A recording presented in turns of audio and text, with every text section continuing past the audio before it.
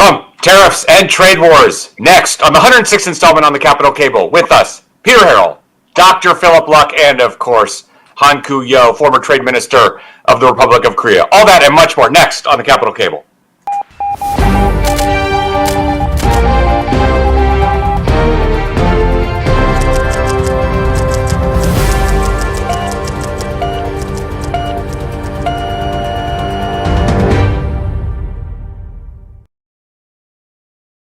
All right, good snowy, slushy morning to those of you in D.C., good evening to those of you in Korea, and good day to those of you around the world. Welcome to the 106th installment of the CSIS Capitol Cable. I'm Mark Lippert, your host and moderator. This week on the Capitol Cable, Trump, tariffs, and trade wars. And with us, expert panel, fantastic all-star tour de force team, Peter Harrell, Philip Luck, and Han-koo Yeo with us to take us through a really timely, evolving, and incredibly consequential series of issues, policies, and pronouncements. Let me go through and introduce everybody one by one formally here. I'm going to start with Peter Harrell. Peter Harrell is a non-resident fellow at the Carnegie Endowment for International Peace. He's an attorney advising companies and investors on international regulatory, legal, and geopolitical risks. And of course, from 2021 to 2022, served at the White House as Senior Director for International Economics, jointly appointed to the NSC and NEC, magna cum laude, graduate of Princeton University. I think, he knows Mark Napper from that time. I'm kidding. I don't want to date him, but I do know Napper. A long-standing guest in good stead on this show is also a Tigers alum, and of course, a JD from Yale Law School. Peter, welcome to the show. Great to be on with you this morning.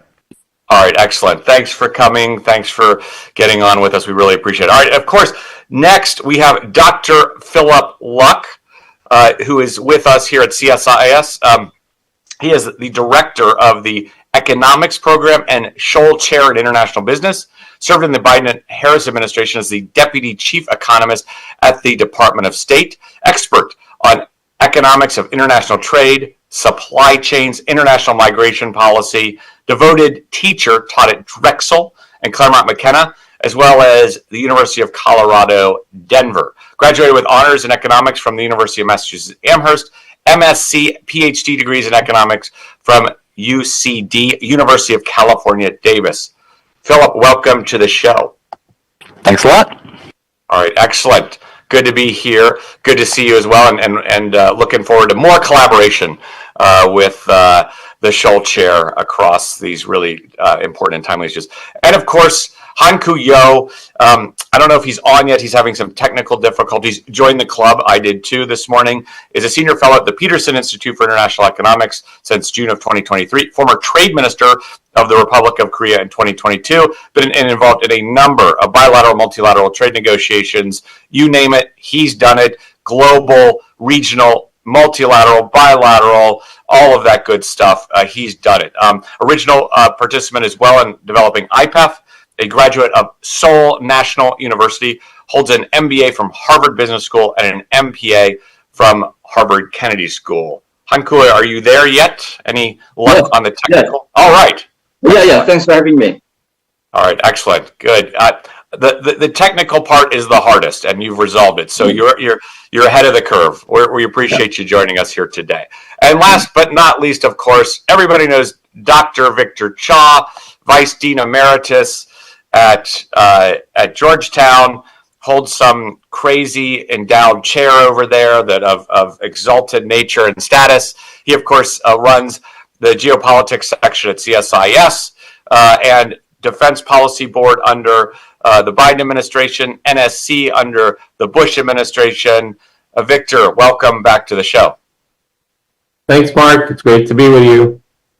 All right, I'm not even going to get into the fact that Saquon Barkley defected from your Giants, went to the Eagles, and won the Super Bowl. So, we won't raise that here today. I'm very happy for him. I'm very happy.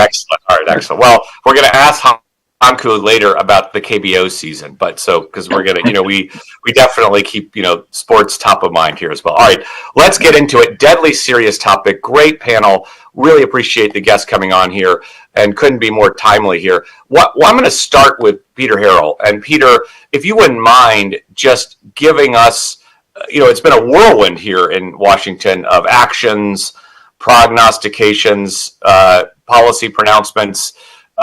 Executive orders, you name it, it's been done. And where are we? What has happened? Where are we? And where are we headed? Please paint some broad brushstrokes here to catch our audience up on all of this activity here. And again, welcome to the show. Yeah, well, look, it's great to be on, and I will say it certainly has been a whirlwind of activity here in Washington on the trade front in Donald Trump's first 3 weeks in office. He had promised us he was going to be a tariff man, and he is certainly delivering on being a tariff man in a way that we just haven't seen, even frankly, during President Trump's first term. So he's done, what has he actually done? So he has done a couple of things that have actually come into force, and then there are other threats that he has made that are currently suspended. So what he has actually done is declared a 10% increase, actually sort of imposed. He's imposed a 10% increase in tariffs on U.S. imports from China, citing as a basis for that China's role in American fentanyl crisis. Interestingly, that 10% tariff increase applies even to goods that he did not tariff from China during his first term. So it's actually in some ways a broader China tariff than he applied during his first term. He also, earlier this week, announced that he would be imposing tariffs on all U.S. imports of steel and aluminum. He had imposed some tariffs on imports of steel and aluminum during his first term. He then struck some deals with a variety of countries around the world to get rid of those tariffs. Those deals are terminated. The full tariffs are back in force starting in 4 weeks on March 12th, unless he strikes some new deals. And we'll come to sort of, is he going to aim for some deals? So those are things that actually seem to be in train. What else has he done? He has threatened tariffs, quite broad tariffs of 25% against Canada and Mexico. Also, in his view, formally for their role in America's migration and fentanyl issues. He suspended those tariffs. He issued executive orders to bring those tariffs into force a week and a half ago. He then suspended implementation of those tariffs till early March while he tries to negotiate some more with the Canadians and Mexicans. But that is still looming out there very much as a threat, particularly if you're Canadian or Mexican, or if you're an automaker who depends on the North American supply chain. And then finally, and we may get some more details of this today, he has said that he is going to bring into place global reciprocal tariffs. So currently the U.S. has tariffs that are either FTA tariffs for a country like Korea, largely zero tariffs, or it has in place tariffs it is committed to at the WTO, sort of MFN tariffs. And the U.S. has pretty low MFN tariff rates. And what he has said he's going to announce is a plan to, instead of having this MFN tariff rate, have reciprocal tariffs. So if India is tariffing U.S. goods at 11 or 18%, and our tariffs on India are currently 3 or 4%, those are going to go up to match the Indian rate. Now, I think what we're going to see, because if we were in fact going to move to a reciprocal tariff regime, that is going to take quite some time to implement. So what I think we're going to see is kind of a process getting kicked off later today or tomorrow, but we're not actually going to see those reciprocal tariffs coming into force. Final point, Trump has made clear there are going to be more tariffs coming. So for all the tariffs we've talked about so far, I think this is only a part of the package of tariffs that we are likely to see, at least threatened over the coming couple of months. So there's going to be plenty more to talk about as this unfolds. All right, outstanding laydown, Peter. Really, really appreciate it. Let me just come with one follow-up here. Theory of the case. You outlined, I wouldn't say necessarily contradictory issues in these tariffs, but I would say a wide range of different potential motivating factors, right? Reciprocity, fentanyl, immigration, steel. We've trampled over old agreements. We're on the verge of undermining FMN. treatment at the WTO, longstanding principle. What is the governing theory of the case that can help us make sense of where Trump might be headed and what he's trying to achieve? President Trump, rather. Apologies. So if you talk to the Trump team and some of Trump's senior leadership, like Treasury Secretary Bessent has talked about this publicly, they talk about three things they want out of tariffs. They talk about wanting to actually raise substantial U.S. government revenue out of tariffs. They are hoping to enact some additional tax cuts later this year, and they see tariffs as a pay-for to help raise revenue to offset other tax cuts. Then they talk about tariffs as kind of a protectionist measure to foster U.S. industry. And I think that, the steel and aluminum tariffs are an example of this. You're not going to generate a ton of revenue off the steel and aluminum tariffs just given the size, but they really want to build American steel and aluminum manufacturing capacity.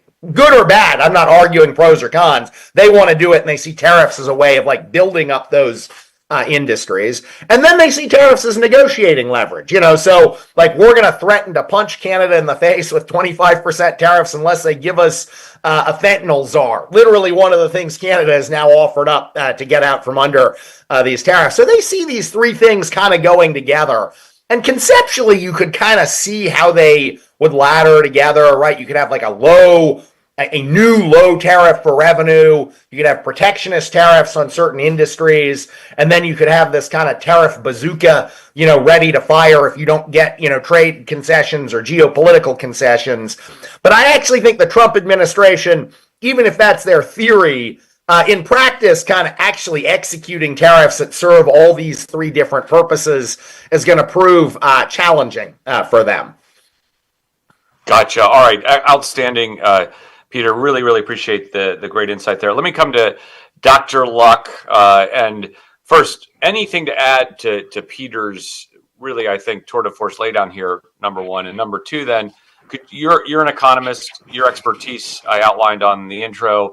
Impact of these policies, basically short-term, midterm, going now and going forward. What's the assessment, the analysis of what might occur here? Yeah, absolutely. So I'm going to come back around to Peter's excellent point about the sort of three potential ways to use these: pay, force, protection, or leverage. Before I get to that, let's speak just specifically about the steel and aluminum tariffs for a second. There's an argument and for these tariffs being the driving result of these being from unfair trade practices from the PRC. Right. So this is something that has been a complaint all the way back to the Obama administration, basically high subsidies in steel and aluminum, depressing global prices, impacting industry. And of course, since we use 232 tariffs, this is sort of the argument being this is creating a national security issue. There's certainly a lot of evidence that there's been very high subsidization in the PRC. The OECD estimated about $27 billion worth of subsidies over a 15-year period from 2000 to 2015. As of now, a newer study showed that about almost 5% of revenue of Chinese steel and aluminum steel firms is subsidies, right? So there's clearly an issue there. And as a country that has about 50% of the global capacity of steel production and exports a lot of steel, both directly and in the form of EVs and other things, that affects the global market, right? And so, there's certainly an argument to say that you have to deal with that. Now, what we're seeing is one strategy to solve that problem, right? Well, why are we doing, so when your question could be, why are we imposing tariffs on Canada and Mexico and South Korea and others as a result? Well, it's because only about 1% of our steel is imported from the PRC. Our concern at this point is that cheap steel going to other markets is impacting the global price, therefore still impacting our market, right? So that leads to a problem of, you basically have two solutions. You either have what I'm going to call the Team America or America Alone strategy, which is you put walls up around America, you put 25% tariffs on everybody. That's a way to protect your steel and aluminum industry. You can do that, right? We can definitely do that, and it'll definitely save steel and aluminum jobs, but it's going to come at a really, really high cost. It's going to result in less competitive steel and aluminum in the United States because our firms are not facing international competition. It's going to lead to less FDI in steel and aluminum in the United States. And we need that because we need to innovate from other firms that are more competitive, Nippon being a great example. And it's also going to lead to, and this is probably the biggest problem, more expensive steel in the United States, which leads to less competitive exports and less competitive production in things that use steel. For every job in steel and aluminum, there are 80 jobs in the United States in industries that intensively use steel and aluminum, okay? 80 to 1, right? So in the Bush administration, when we put tariffs on steel industry, we protected some jobs, resulted in higher costs of steel and aluminum. We destroyed 200,000 jobs in industries that were supported by steel. That outnumbered the total employment in the steel industry, which was 180,000, right? So this is immensely costly. So Fortress America strategy, very costly. It also, by antagonizing our partners, distracts from the key problem, which is the subsidies in the PRC, right? So we're going to get into a fight about what types of bourbon the EU is going to put tariffs on, rather than focusing on the non-market policies and practices of the PRC. The only other strategy is what we've tried before, which is some sort of global or large coalition to deal with this problem. We need tariffs or some sort of barriers to these market behaviors, not only in the United States, but in Canada, and in the EU, Japan, South Korea, other places. We need to sort of find a way to insulate ourselves. This is not a problem that's isolated just to steel and aluminum. We have the same issue in critical minerals. We have the same issue potentially with batteries and battery technology, semiconductors. This is going to keep becoming an issue.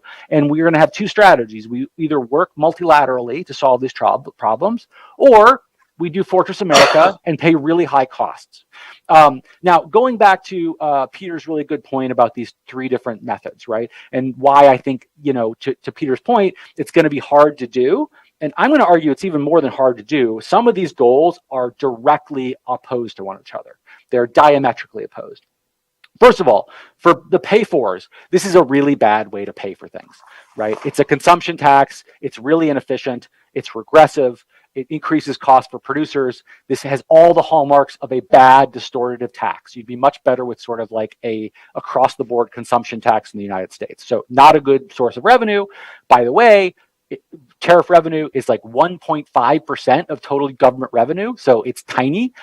To get a tariff revenue that would be even close our budget deficit, you need a universal tariff of over 50%, and that's assuming no retaliation and no distortion or no decrease in imports, right? So it's just not a very good source of revenue.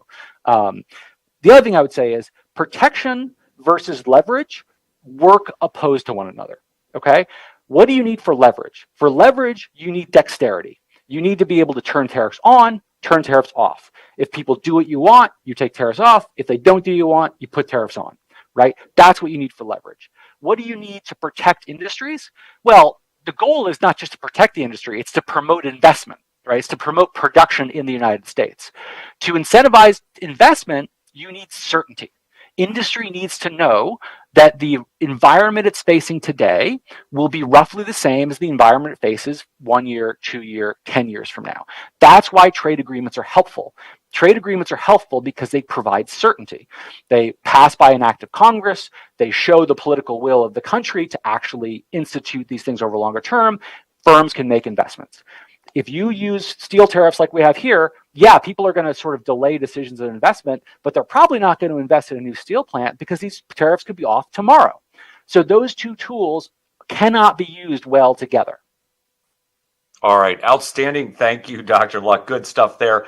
Just then, I guess, why don't I just come to the trade minister here, because I really it bleeds right into what you were saying, Dr. Luck, in terms of a little bit of the multinational coalition. Number one, number two, I guess you'd say inflammatory effects on certain key partners and allies. So, Han-koo, over to you. Let me ask you. You have a unique perspective. Or one, you're a person sitting here in Washington. You can talk about the global impacts, all that, but you also have the unique perspective of having represented the Republic of Korea in these negotiations, in some trade negotiations.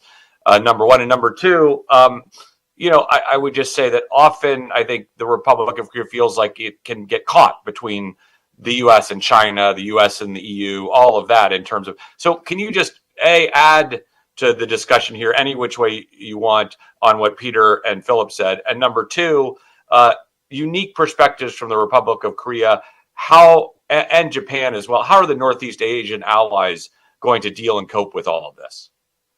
Mm-hmm.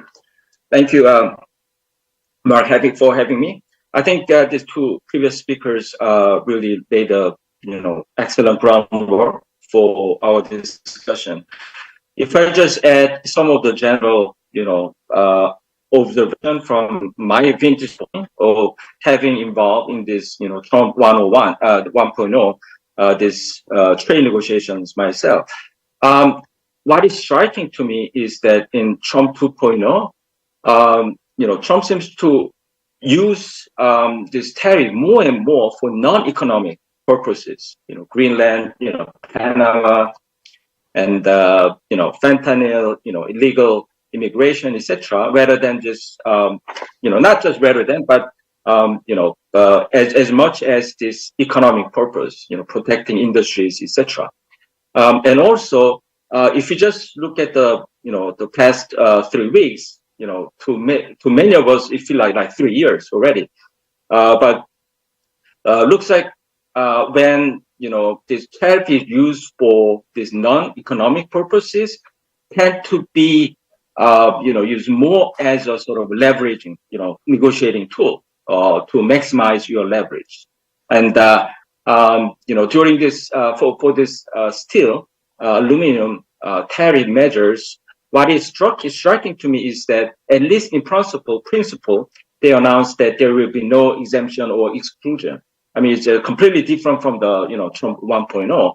I think in a way at that time, Trump administration sort of encouraged sort of a negotiation to make deal with these key partners and allies. So to me, looks like this is more structural, and this seems to be more kind of industrial kind of policy aspect of this, really protecting these domestic industries and maybe raising revenue.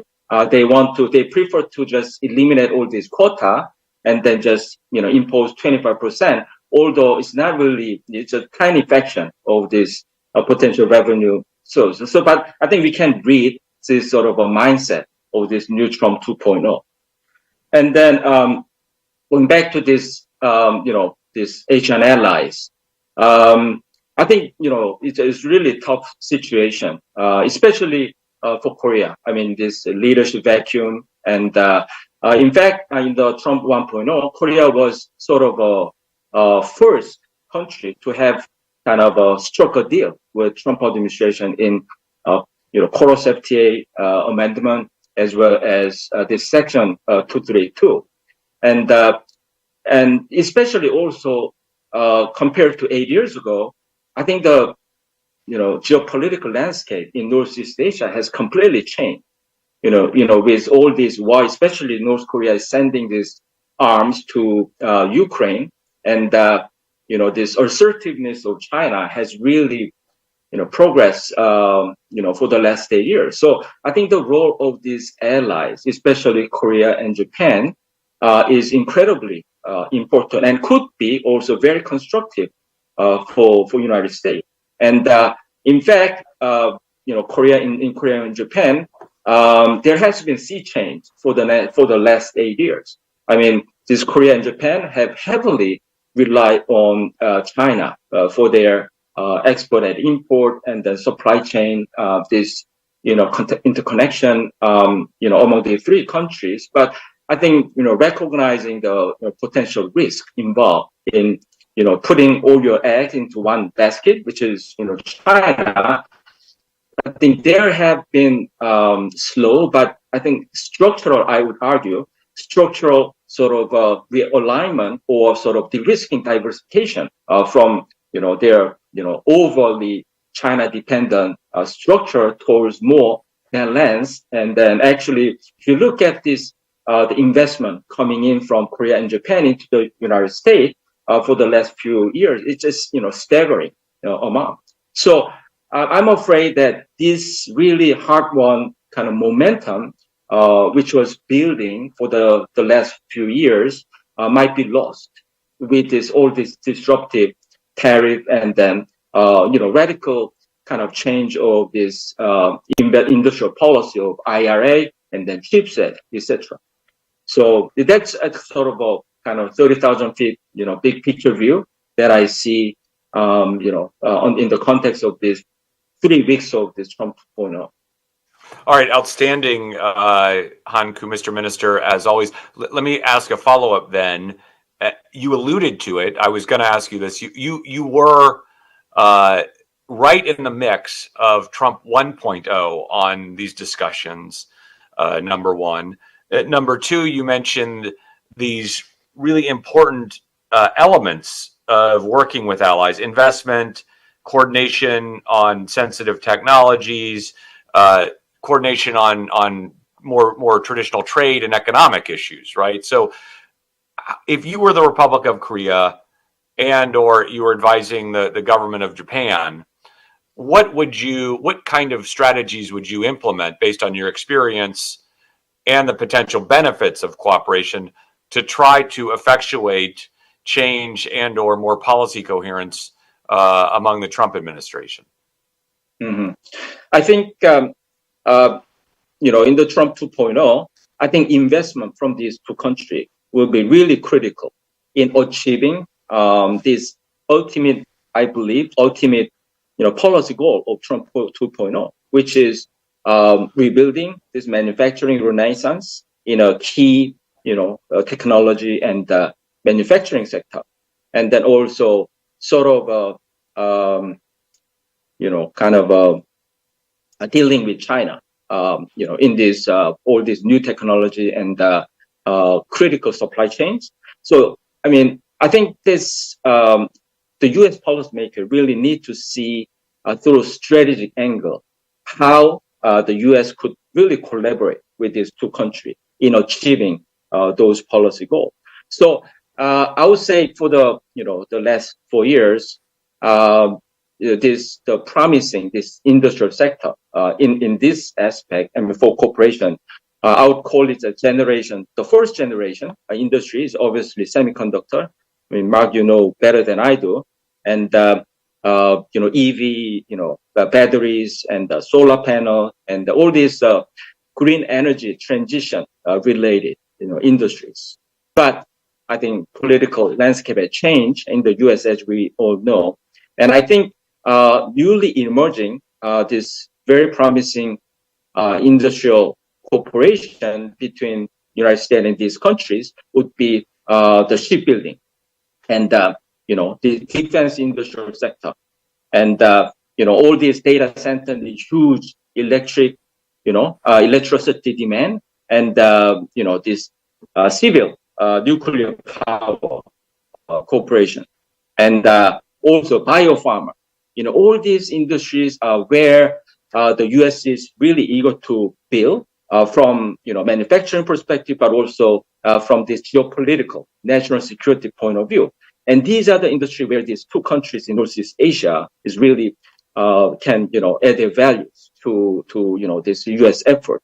So I was encouraged by to see that recently, I think last week, the Senator the Mike Lee and John Curtis from Utah, they introduced a new bill, sort of allowing these U.S. allies like NATO countries or this Indo-Pacific country with this mutual defense treaty, allowing those countries to build these U.S. Navy ships in those countries, which is really sort of a big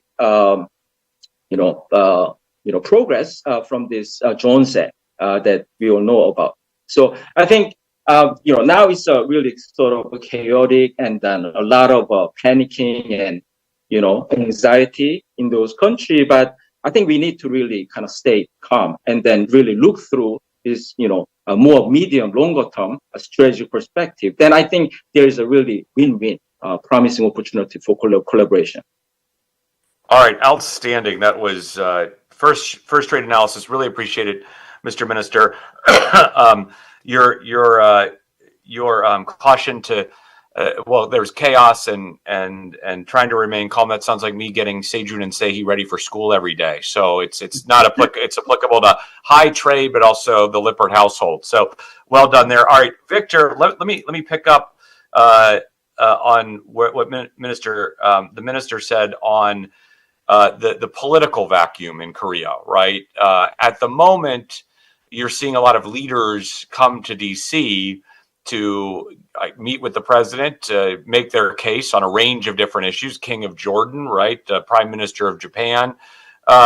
You've made the point before, as did the minister, that there's a political vacuum in Korea. How might that impact the situation, number one? And number two, anything you want to add, especially in terms of these areas of potential strategic cooperation, big industrial policy projects, and possible coordination with Trump 2.0. Victor, the floor is yours. Sure, thanks. Well, not much to add to these three excellent interventions by Peter, Philip, and Han-koo. Let me just make a couple of points. The first is, I think from Trump's prism of how he looks at the issue, Korea is, a primary target in the sense that it has this very high merchandise trade surplus with the United States, $50 or $51 billion, which puts them really kind of among the top U.S. top in quotation marks, U.S. military allies, treaty partners that have this huge trade surplus. And of course, he always relates those two things. The fact that they're military treaty allies means that the United States is quote unquote paying for their security while they are quote unquote cheating the United States on trade. So that makes Korea a prime target. The danger, as Han-koo said, of course, is that not only are they potentially a prime target, but they do so at a time when they have no leadership in place, and not likely to see leadership in place in Korea until the summer, where a lot could have happened. As Han-koo said, it's been 3 weeks, but or Peter said it feels like 3 years.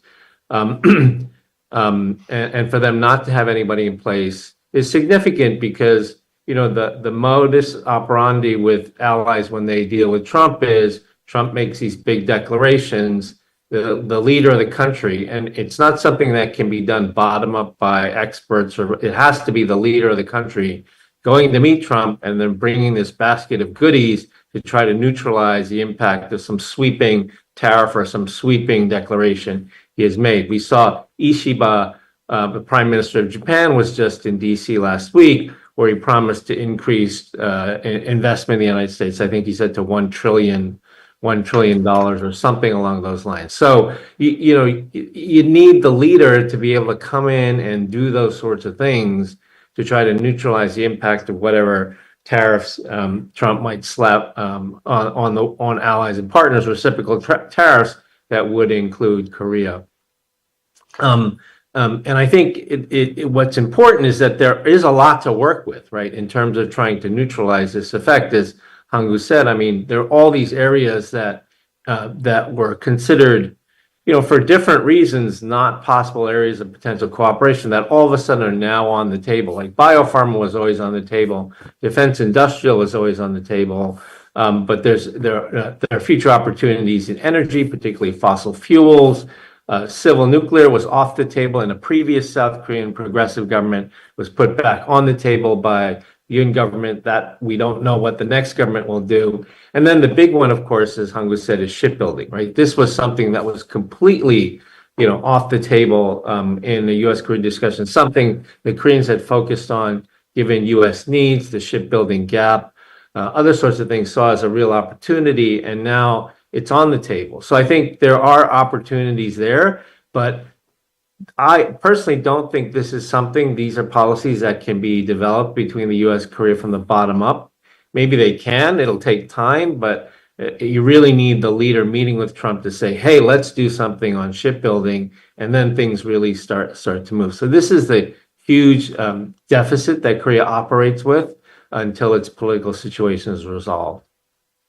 All right, outstanding. Thanks, Rich. I'd also note on shipbuilding too, you've just had a progression of defense industrial cooperation over the past 5 to 8 years that has led us in this direction too, right? There's more capability, there's more cooperative habits at lower levels, like on things like munitions, ground systems. You've built up to shipbuilding too. In addition to the political will, you now have, I would say, established patterns in the alliance that have enabled this as well. That's really interesting. I just had to get that in there as a former Navy officer.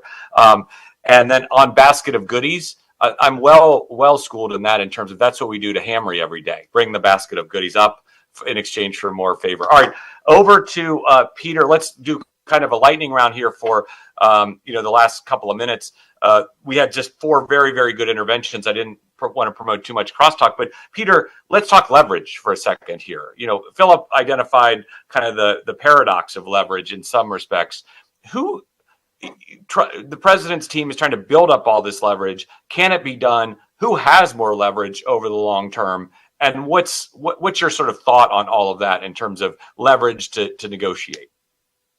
First, I want to pick up on a related theme that Victor brought up. Look, my take on President Trump and his team is there's always room for a deal, right? These guys, you go back to reading Trump's Art of the Deal. He always wants to have deals in the air and kind of see what's landing. So there is always room for a deal. And I very much take Victor's point. If you're a country looking for a deal with Trump in this space, it probably does need to come top down, right? We're seeing trade policy in this administration being driven very much from the top down, and that is just going to be a challenge for Korea, given the political situation Korea is in right now. But overall, I think you want these proposals to come from the top down, and Trump's always open for deal. Now, that deal may not be a deal a foreign government wants, right? It might be a deal that, you accept some higher tariffs, but not super high tariffs, right? But there's always room here for a deal. Look, I think the practical reality, and I think one of the reasons we are seeing Trump act so aggressively here, is that in his mind, and he's not wrong on this, the U.S. actually has a lot of leverage right now, right? We are coming out of the Biden administration. We're in a phase of quite strong U.S. economic growth, especially relative to several other large economies like China and the European Union. So he's got a lot of economic leverage that he senses. And of course, we are not a particularly trade dependent country compared to a country like Korea or whatnot. We just, trade is not that large a share of our GDP. And so we have a little bit of relative leverage that Trump wants to capitalize on. Now, I very much take Phil's point earlier, if we use this leverage and actually impose tariffs, it shoots us in the foot, sure. But the question for Trump is really kind of to what extent is he willing to see the U.S. bear a bit of pain here to extract even more concessions in his mind out of foreigners. And I think he thinks right now that's some pain he's willing to bear and that we have the leverage and the wherewithal to do it. So he certainly thinks he's in a good position with American leverage to extract some concessions. All right, and just a quick follow. In other words, pain may fall to the U.S. market, but perhaps more relative pain to others, right? And thereby creating a leverage. And he's even talked about that, right? He's said over the last week or two, look, there might be some short-term pain here, but we're going to get, better deals at the outcome. I'm not saying he's right on the better deals at the outcome, but even in his own head, he's now talking about that framing. Right, theory of the case. Excellent. Thanks, Peter. All right, Philip, over to you. Pick up on any themes, but just quickly, we got a few minutes left. Want to talk to you quick also about macroeconomic international impacts around the world of all of these different policies and potential responses from major allies and other countries around the world. Yeah, absolutely. And I couldn't agree more with Peter. The way I describe that is, look, if you're driving a car and you have a airbag and your passenger doesn't, I guess you have leverage because you can crash the car into a wall and you'd hurt them more than yourself. But that's a particular type of leverage that I'm not sure I want to use. I would also say, this is, but I completely agree that appears to be the assessment of the administration. So that we shouldn't confuse that. I would say two things. I mean, I think this is, in my opinion, this is a bit of short-termism, right? You're exactly right. We are a well-integrated economy we're the largest economy in the world. We're incredibly well integrated into the global economy, both in terms of trade and goods, and obviously in the financial system.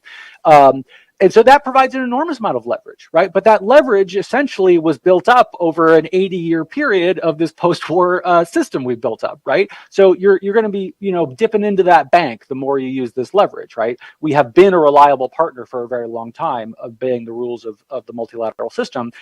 If we prove ourselves over a relatively long period of time, this whole administration or beyond, to no longer be willing to do that, countries are going to think differently about dealing with us, and there will be longer term costs to that.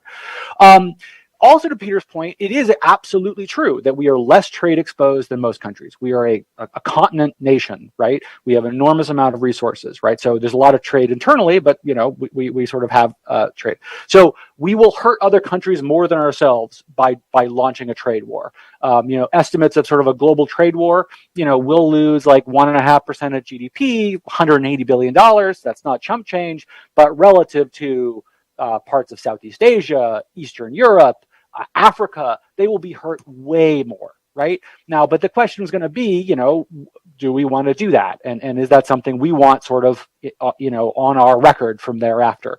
And so that's sort of what I would say in terms of the macroeconomics. All right, outstanding. And just to underscore it, at a time when you are potentially trying to rally rather friends, partners, allies on the China issue, exactly, you're then inflicting damage on them to try to leverage. Anyway, so that's a complicated set of policy calculations, right? I couldn't agree more. I'll just add one thing to that. Exactly. I mean, Peter is exactly right again, that we can weather this to some degree. We can, but to the degree to which our long run economic security is going to be a function of our long run economic success, these are things that are going to harm that overall success. Right. And I'm going to make one last point on it. The argument frequently proffered in DC, which I think many subscribe to, is that one of the great strengths of the United States is its alliance system and partners around the world. So, all right, put a bow on that. Han-koo, final thoughts to you. Over to you in terms of comments here. Your closing comments. Yes, I'll be brief. I think there's a lot of anxiety and even kind of bordering on panicking in Korea. But I think we really need to calm down and then look sort of more kind of medium long term. In the end, we have to look at this whole 4-year term. And I agree with Victor that top down approach is important here. And yes, when it comes to for example, trade deal, I believe that there will be some exemption, exclusion. And in that sense, Korea is not a really ideal position at the moment. But if you go back, 8 years ago, as I said, Korea was the first one. But also, EU and Japan, they, struck a deal 4 years later. So now this time around, looks like the table turn. But, there might be some losses to Korea, but it's not going to be the end of the world. It's not going to be a make or, break deal. So I think what is important is to, as I said, kind of focus on, putting this domestic, house in order first, and then really, pushing forward with these reform measures to really enhance this, fundamental competitiveness of Korea, and then, kind of prepare for this more medium long-term strategic, deal for this cooperation. Thank you. All right, outstanding. Glass half full, and really interesting proposal there to navigate through it. Thanks, Mr. Minister. Victor, final thoughts to you. I really don't have much to add to what's been said already, and I know we're over time, Mark, and I have to catch a plane, so I'll give you the last word. All right, outstanding. Not much to add. That's the story of my life. I'll just say this. Thank you to Peter Harrell, Philip Luck, Han-koo Yeo, Dr. Cha. A great episode, fantastic insight, analysis, counsel on the way forward in a very, very difficult, complicated, and dynamic situation. I'll just end by saying only 37 days left to the KBO opening season game. Earliest opening in KBO history, March 22nd. I think Doosan's got it this year. All right, with that, see everybody in 2 weeks. Bye-bye.